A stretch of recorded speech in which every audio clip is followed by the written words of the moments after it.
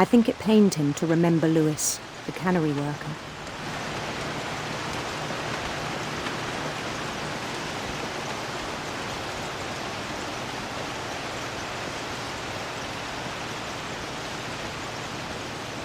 He began to despise the man with a royal contempt.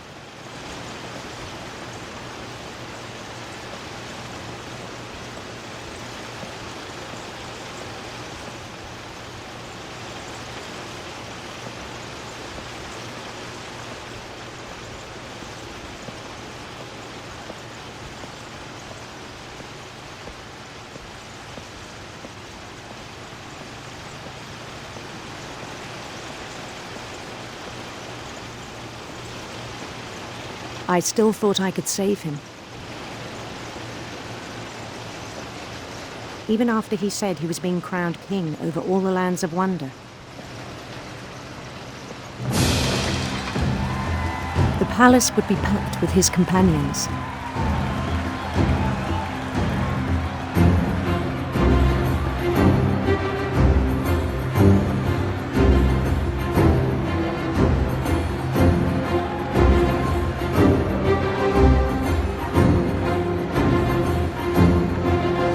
Including the wise Calico who had insisted on inviting him.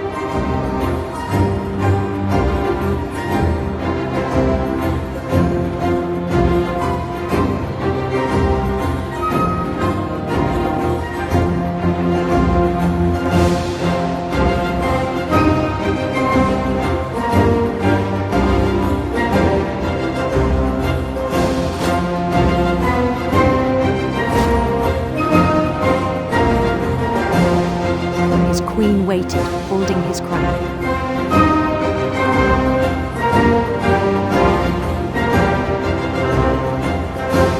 There was only one thing left to do.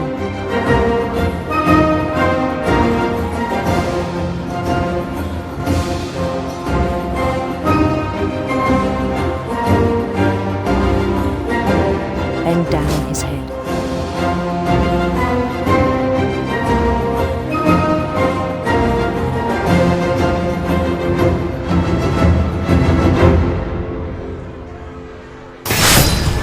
Rest I think you know.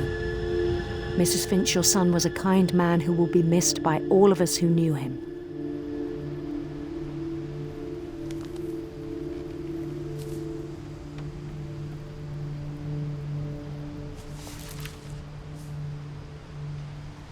My brother was really cool.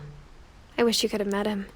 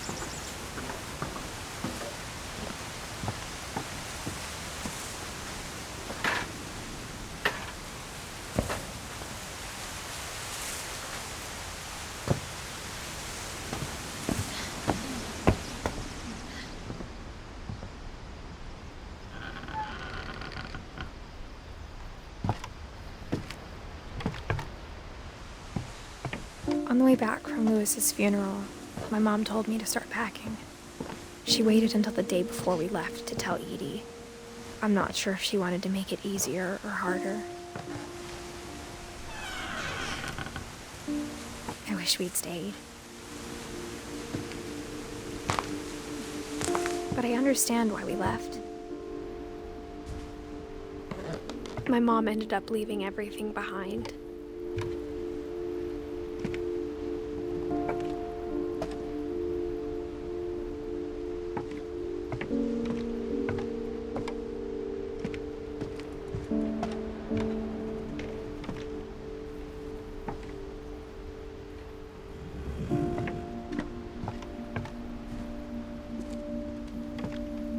What happened that night had been coming for a long time. Maybe it should have come sooner.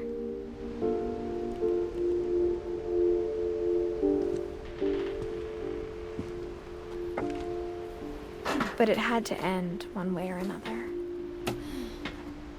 All that's left now is to tell you about that last night.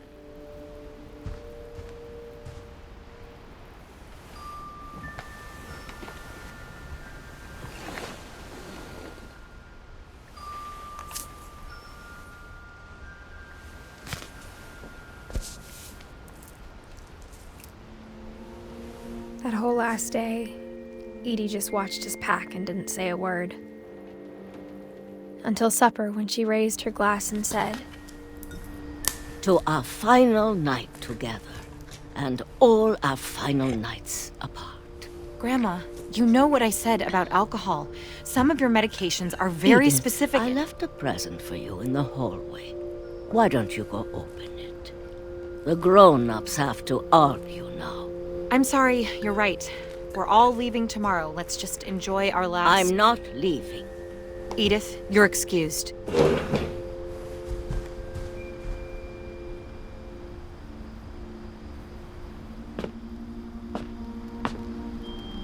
the power had been shut off that morning, but Edie always had plenty of candles. When my mom sealed the library, I don't think she knew about the other entrance.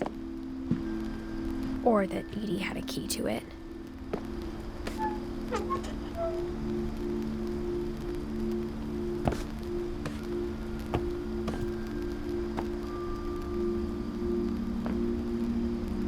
That thing you're afraid of isn't going to end when you leave the house.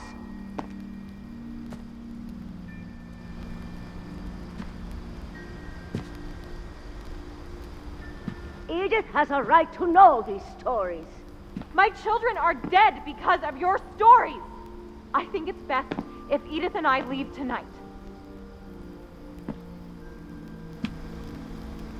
We'll have the nursing home send a van for you in the morning, okay?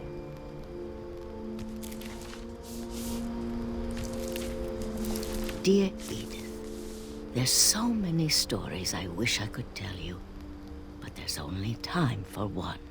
This is about what happened on the night you were born. That night, the tide went way, way out. It was the first and last time I ever saw the old house aground. There'd been an earthquake out in the middle of the ocean. They called it the lowest tide in 1,000 years. God, it smelled awful. You know, I've seen that house every day of my life.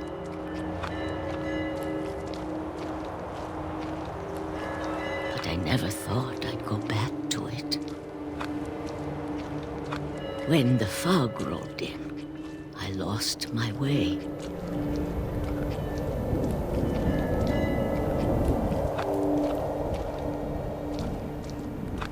I got turned around.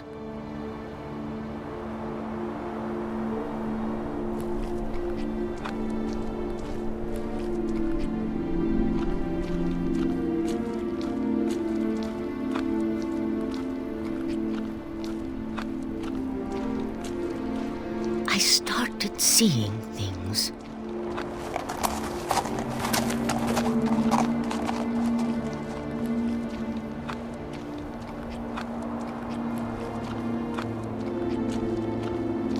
Things I'd forgotten had ever existed.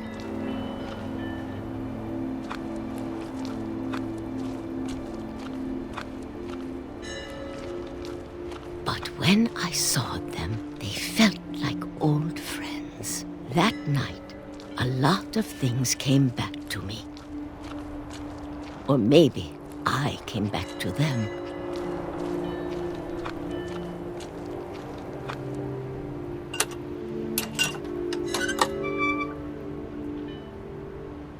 Things I can't explain, but that I need you to try and... Edith, what are you doing in here?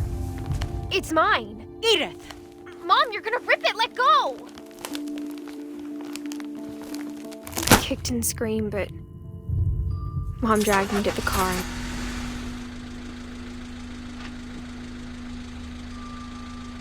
I never saw Great-Grandma Edie again. The next morning, the van came to pick her up, but she was already gone.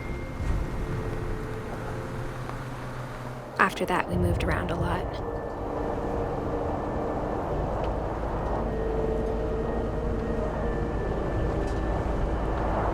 We both tried to make the best of it.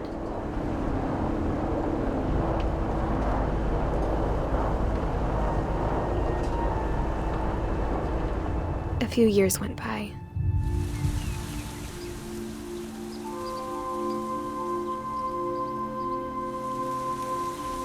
My mom didn't like to talk about it, but she started getting sick a lot.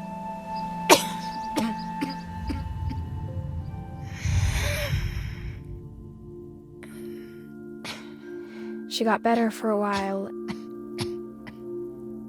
then she didn't. And then I was alone.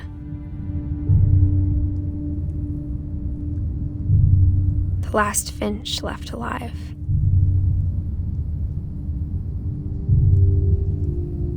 Until I found out about you.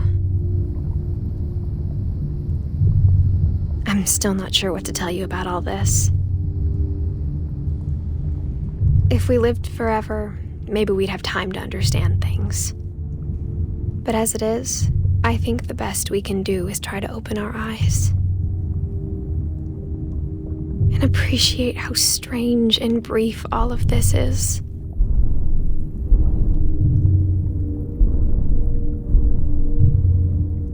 This journal was supposed to be for you, but now I hope you'll never see it. I just want to meet you and tell you all these stories myself. But I guess if you're reading this now, things didn't work out that way.